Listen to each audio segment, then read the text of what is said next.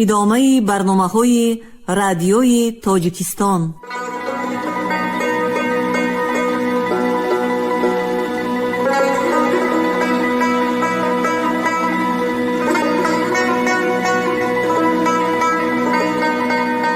السلام علیکم شنونده های گرامی، با توجه شما گفتاری ادبی از سلسله خوانش بدیعی اثر نویسنده بزرگ تاجیک صدرالدین عینی، یادداشت‌ها در قرائت عبدالرشید خوجامقلوف. قسم پنجم، گفتار 121.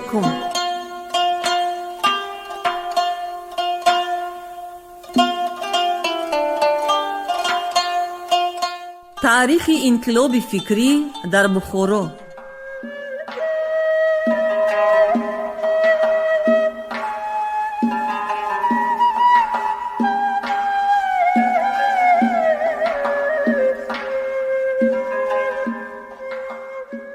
یک نظر به احوال علمای بخارا.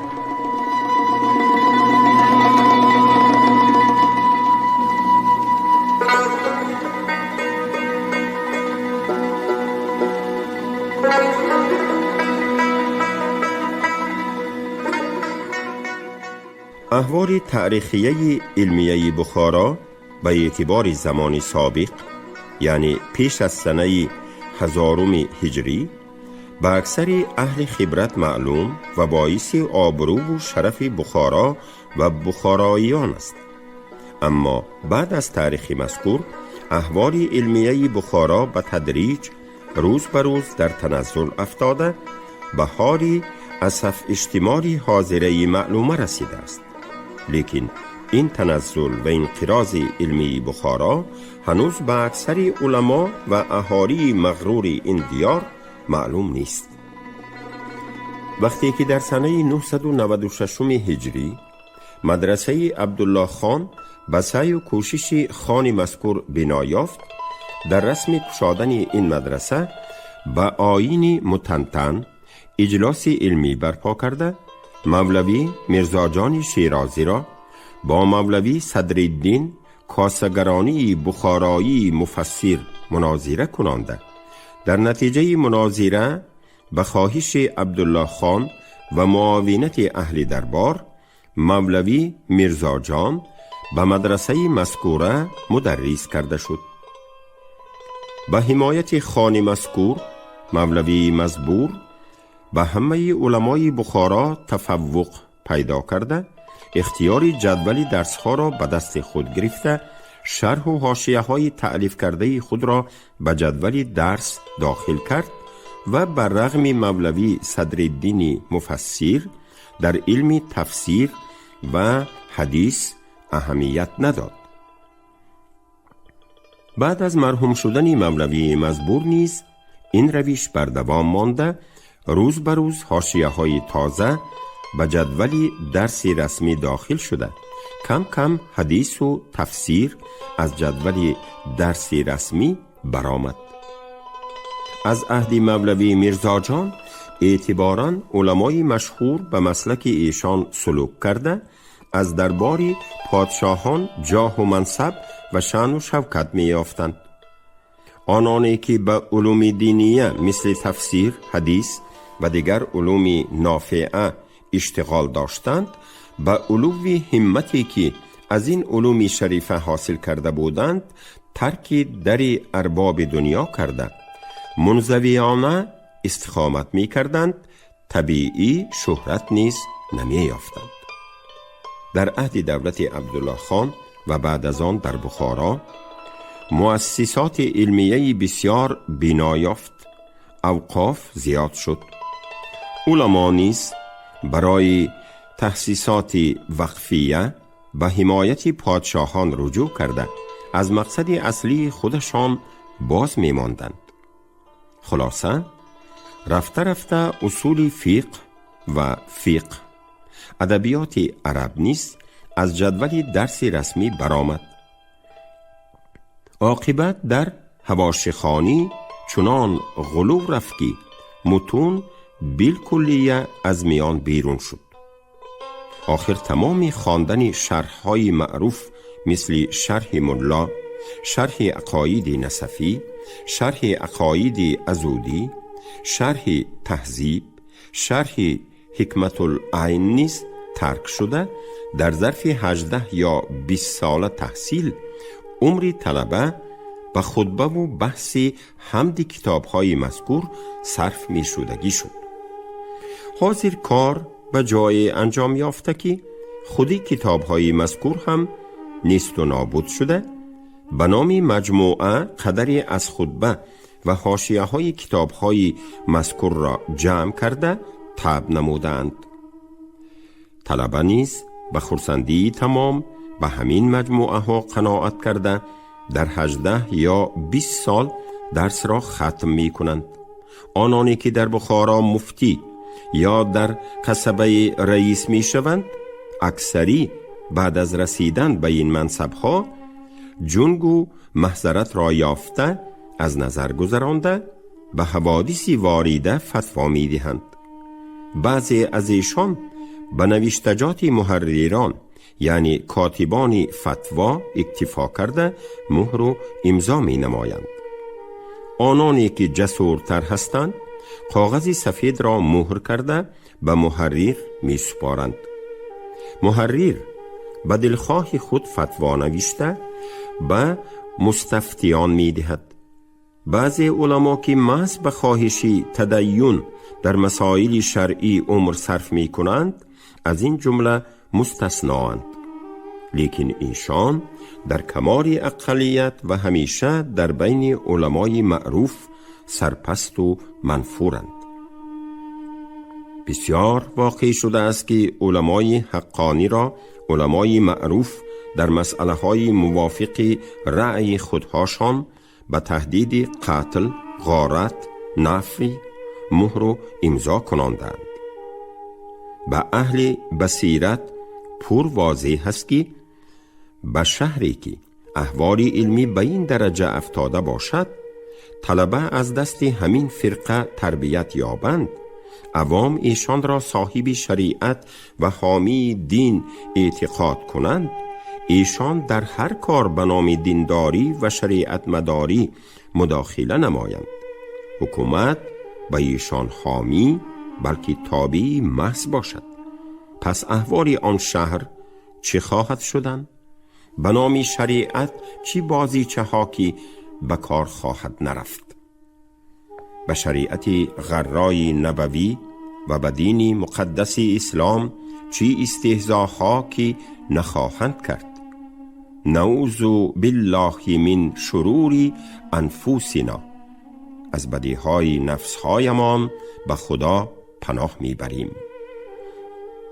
عجبتر این است که کسی که از بین علما یا طلبه اگر به فقه اسلام اشتغال کند، او را مسئله چی گفته استهزا می کنند.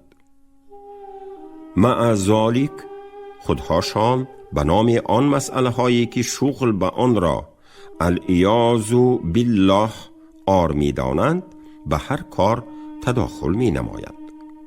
از تاریخ عالم، از سیاسیات دنیا، از تدبیر منزل، از تربیت اولاد، از مدنیت اسلام و اروپا بیخبر بودن این فرقه و پیروان ایشان را بیان کردن حاجت نیست. همین بیخبری بود که در عهد امیر مظفرخان به وقت ورود عسکر روسیه به ترکستان بسیار فاجعه ها را ایشان برپا کرده به سوزاندن تر و خشک سبب شدند و زوال سمرقند را باعث گردیدند. چون در بین عسکر روس و بخارا مصالحه واقع شد، برای تسکین فتنه منتظره از ایشان به تدبیر قاضی صدرالدین کولابی امیر مظفرخان مأخذهای تازه ایجاد کرده، علما را از اول زیادتر به وقف خواری بست. کسی که از بین ایشان احتمال فتنه کردن داشت به گرفتن منصب و مأخذ تنبیه و تهدید می نمود. به این تدبیر ملک فی الجمله سکونت پیدا کرد، لیکن به سبب بسیاری مأخذ و اوقاف اهل و نااهل در پی مفتخاری افتاده، انتظام مدرسه ها از اول هم بربادتر شد. در عهد امیر عبدالاحد خان، قاضی بدرالدین که در استبداد به درجه اعلا و در تدبیر بی همتا بود، علما را تماما سرپست کرد، به حدی که به مسئله و کاری بی ثواب دیدی قاضی بدرالدین کسی از علما دخل کرده نمی توانست. به همین سبب به مکتب ملا جوربای پیرمستی و مکتب تاتاران که به اذن قاضی بدرالدین گشاده شده بود، کسی از علما به مقابلت کردن جسارت کردن نتوانست. بعد از آن که قاضی مذکور در سنه 1326 هجری اولی ماه ربیع الاول مرحوم شد، علما از استبداد قاضی مذکور خلاصی یافته به حرکت خودسرانه شروع کردند. به جای قاضی بدرالدین، قاضی بقاخواجه قاضی کلان شده بود. از بس که قاضی بقاخواجه نو قاضی کلان شده کارها را هنوز به کرسی ننشانده بود، علما او را هیچ اعتبار نمی کردند. ملا میر برهان الدین پسر قاضی بدرالدین در بخارا رئیس بود. این شخص هرچند به اعتبار علم و ادراک و عقل و کیاست به این منصب مناسب نبود، لیکن به سایه حمایت پدر به این درجه ارتقا کرده بود. ممیلیه مرد سودنو، مع ذالک مفتین و منافق بود. با وجود پسر قاضی بدرالدین بودن و تربیت او را دیدن، در تعصب مثلش کسی در بخارا کم یافت می شد. در تعصب جاهلیت مصداقی مجسم می افتاد. در جاه و منصب چنان حریص بود که همه چیز را، حتی ناموس و شرف انسانیت خود را اگر باشد، در راه حصول این مطلب فدا می کرد. چون پدرش مرحوم شد، به امید یک روز به منصب پدر رسیدن وسیله می جست. در این باب اسبابی بر کمال داشت. اول، میلیون ها ثروت و سامان از پدر میراث گرفته بود. دوم، همه اهل دربار و اکثر علما و مأموران قدردان و نمک خورده پدرش بودند. میر برهان الدین رئیس به صرف اموال و وساطت قدردانها اهل دربار را به طرف خود جلب می کرد. ملاها را که همیشه از قاضی کلان ناراضی بودند، ملاهای بخارا بی تب و رغبت از هیچ قاضی کلان و از هیچ کس راضی نخواهند شد. به هر کس که اظهار انقیاد کنند، از ترس و بیم زوال منصب است. و همین سبب به قاضی بدرالدین مجبوراً اطاعت می کردند. چون از قاضی بقاخواجه نمی ترسیدند، اطاعت نمی کردند.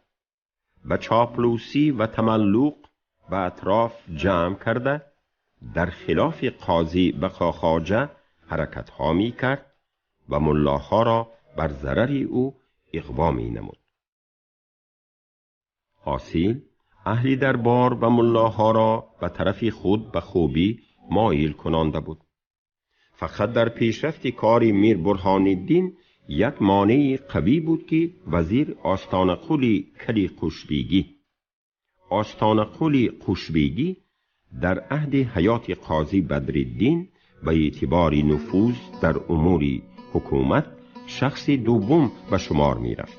اما بعد از وفات قاضی بدرالدین جزئی و کلی امور حکومت برای و ثوابدید آستان قلی قشبیگی تمشیت می پذیرفت. ممیلیه به قاضی بقاخواجه حامی و از میر برهان الدین منافر بود، زیرا رقابتی که در قاضی بدرالدین داشت نمی گذاشت که در خاندان او به مساعده رفتار کند. علاوه بر این، شخص میر برهان الدین را مستعید منصب‌های بزرگ نمی دانست. حواله کردن کارهای کلان را به میر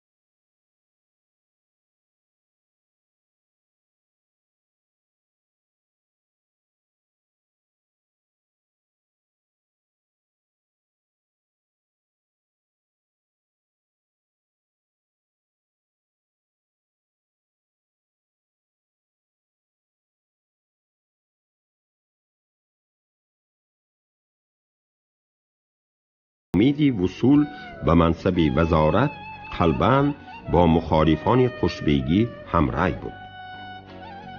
خلاصه وقتی که علما از استبداد قاضی بدرالدین خلاص شده در حرکت خودسرانه خود آزاد بودند و قاضی کلان به کلا بلای ملاها سرگردان بود و آستان قل در حفظ دولت خود مشغولی داشت و میرزا نصرالله بی فرصت ورود دولت را انتظاری می برد و میر برهان الدین در صدد ایجاد فتنه بر ضرر قشبیگی و قاضی کلان بود، امیر عبدالاحد خان به این گروه مخالفین شهر و دولت را سپرده در روسیه سیاحت داشت. در بخارا مسئله مکتب و نزاع جدید و قدیم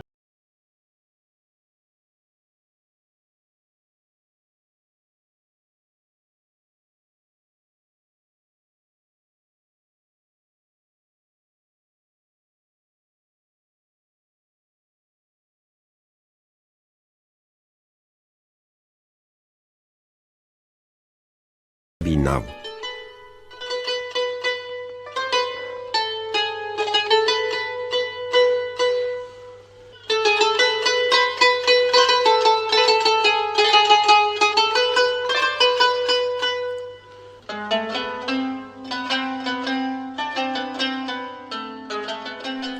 چنانچه در صفحه های بالا عرض شد، تابستان مکتب تاتاران تعطیل و مکتب میرزا عبدالواحد در رواج تحصیل بود. ملا قمر همیشه در جستجوی حرکت دادن علما و عوام در خلاف مکتب کوشش می کرد. در مجلس استادم غیاث مخدوم اعلم و در خانه ملا عبدالرزاق مفتی که همیشه جای جمع آمد علما بود، ملا قمر بر ضرر مکتب قصه ها ایجاد می کرد. ملا قمر چون در این خصوص با امیر برهان الدین رئیس همراه بود، هر شب خلاصه خدمت روزانه اش را رفته به امیر برهان الدین عرض حال می نمود. دام الله اکرام از بس که دو پسرشان به مکتب دوامت داشت و به محسنات مکتب فی الجمله واقف شده بودند، در مجالس علما مکتب را مدافع می کردند. چون میان علما و دام الله اکرام صافیتی تمام نبود، برغم دام الله اکرام ضدیت علما در باب مکتب شدت می کرد. خلاصه کسانی که مکتب را دیده بودند از دل و جان محیب و مخلص مکتب به شمار می رفتند. اما کسانی که مکتب را ندیده بودند به اغوای علما به اغوای ملا قمر و ضدیت دام الله اکرام برخلاف مکتب و در صدد بستن مکتب بودند.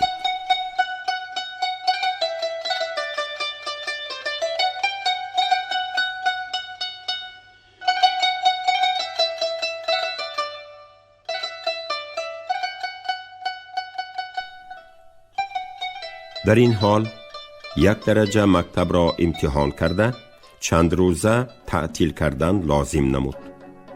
هرچند به سبب امتحان احتمال قوت گرفتن عکس الحرکت بود، مع ذالک امتحان کردن مصلحت شد، زیرا نظر به حرکت علما بسته شدن مکتب محقق بود.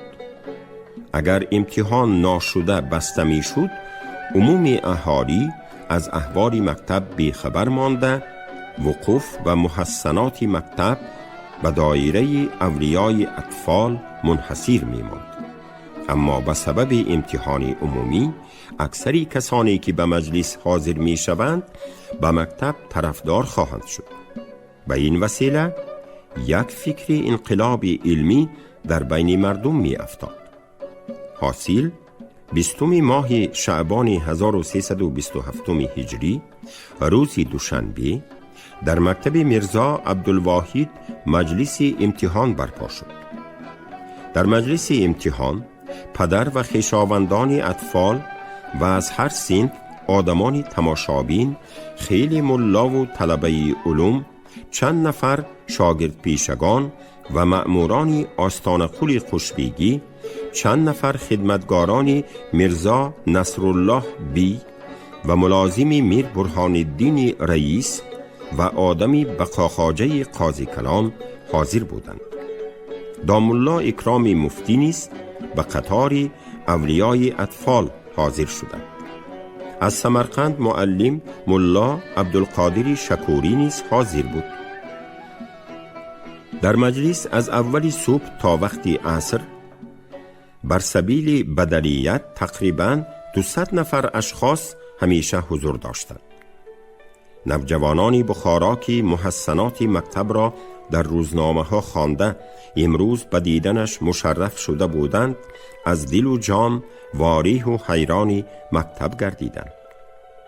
موسفیدان از قرآن خوانی شاگردان و لهجه ایشان و از ضروریات دینیه بیان کردنشان بر رقت افتاده گریه می کردند. بعضی آدمانی متشخص و ثروتدار به کنجی نشسته در فکر و ملاحظه جای مکتب بودند. مبلغی بزرگی از بین خود جمع کرده تا عید رمضان برای مکتب یک جای خوشهوایی به وسعت مهیا کردن را متعهد شدند. بوریبای افندی که پیری 80 ساله و عمر خود را به عشق و هوای مکتب صرف کرده، لیکن در این کار تا حال اقدام کردن یکی از اهل بخارا را نادیده خونی جگر بود، گریه های شادی می کرد و می گفت امید است تا 10 سال مکتب نو در بخارا عمومیت گرفته اولادی وطن از بی تربیتی خلاص شوند. آن روز را من نخواهم دید، اما شمایان می بینید. 100 شکر که سر شدن کار را دیدم. اکنون از دنیا به حسرت و آرمان می روم. دام الله اکرام مفتی به مدرسان و ملایانی که در آن مجلس حاضر بودند خطاب کرده گفتند: من این مکتب را تمام موافق آداب اسلام دریافتم. تربیت دینی در این مکتب از مکتب‌های کهنه به درجات بهتر بوده است. رواج این گونه مکتب را از نقطه نظر اسلامیت لازم می دانم. اگر واقعاً نقصان یا جای اعتراض داشته باشد، در همین مجلس به ابا اظهار کنیتان تا که به مصلحت در رفع نقصان کوشیم. همه به اتفاق موافق بودن این مکتب را به آداب اسلام اظهار کردند. این اظهاراتشان بی ریا و نفاق بودن از چهره هاشان هویدا و ظاهر بود. الغرض روز امتحان و فردای آن مجلس های کسانی که به امتحان حاضر شده بودند پر از امیدواری و آرزوها و خیالها بود. همت و حمیت جوش زده، شوق و محبت در باب علم و معرفت فوران داشت. کسی که آن حالت اهالی بخارا را مشاهده می کرد یقین می نمود که تا 1 سال دیگر اطفال بخارا از عفونت مکتب‌های کهنه و از ضربولت بیرحمانه مکتبدارهای بی علم و تربیه خلاص خواهند شد. حیف که تقدیر الهی برعکس این آرزوها قرار گرفته بوده است، زیرا از طرف مخالفین در خانه برهان الدین رئیس و حولی دام الله عبدالرزاق مفتی و مجلس غیاث مخدوم اعلم در باب بستن مکتب اسبابها حاضر می کردند.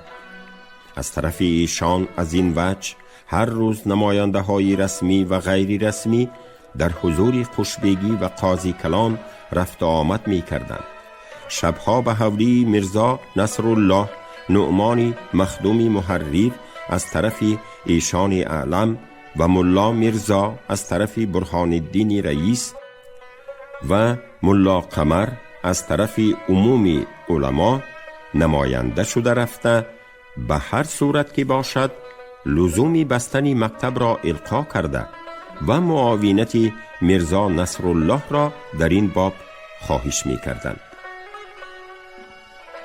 ملا قمر کتاب‌های ایش محمد تونتاری را که سراسر تهمت و افترا در حق مکتبی نو و مکتب خواهان بود، به علما نشان داده تعصبشان را تحریک کرده با ایناد و قیام تحریص می نمود و از طرف خود خطی حرکتها تعیین می کرد. هم در مجالس رسمی و غیر رسمی مأموران حکومت به صفت نمایندگی علما حاضر شده ارسال رسالت کیف ما یشاء می کرد. چون آستانه قل خوشبیگی مردی جهان دیده و از احوال عالم فی الجمله خبردار و به مصاحبتی مثل اسماعیل بیک داهیان عالم اسلام رسیده بود، به رواج و دوام مکتب مایل می نمود. برهان الدین رئیس و سایر دشمنان خوشبیگی از این میلان خوشبیگی استفاده کرده علما را برخلاف مکتب خیزانده و این وسیله مردم را در عکس خوشبیگی برانگیختنی بودند. در این اثنا یک روز جمعه برهان الدین رئیس به حضور خوشبیگی برآمده بود. میرزا صهبابی که مردی فاضل و از عالم با خبر، از ادبیات قدیمه و جدید واقف، کتب تواریخ و سیر سلف صالحین را مطالعه نموده، از مطبوعات و کتب و رسائل تازه برآمد خبردار بود، نیز در مجلس حضور داشت. رئیس سخن را از مکتب نو سر کرده به خوشبیگی گفت: این مکتب بدعت و حرام است. از آنجا که من محتسب شرعی هستم، احتساب و منع کردن این مکتب به گردن من لازم است. لیکن از بس که شما حاکمی عالی و نایب پادشاه هستید، اول امر و اجازه شما در کار است. بنابراین خواهش می کنم که جناب شما به نام من رسما به بستن مکتب یک خط نویسید تا که به دستاویزی آن خط مکتب را مسدود و این بدعت را مرفوع نمایم. هنوز خوشبیگی به جواب مبادرت ناکرده، میرزا صهبابی در صحبت تداخل نموده به رئیس خطاباً گفت: این مکتب برای اطفال مسلمین نافع و لازم است. بستن این مکتب در اسلام خیانت است. امید می کنم که جناب شما به این کار جسارت و اقدام ننمایید. رئیس گفت: شما نمیدانید، تداخل نکنید. میرزا صهبابی گفت: چیزی را که من میدانم پدری شما نمیدانستم. اگر شما از جمله علما و من از زمره سپاهیم، در این باب من از شما داناترم. با تأثیر این مجادله رئیس از هر نوع کیمو یک تیغ ایناد و تعصب را تیز کرده به خانه خود آمده، از علما امداد خواسته به بستن مکتب سخت کوشش کرد.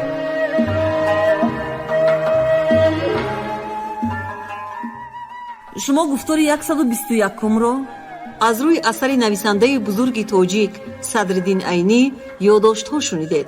راوی عبدالرشید خوجامخلوف، کارگردان شیرعلی نغزلی. پایان گفتار ادبی از سلسله خوانش بدیعی.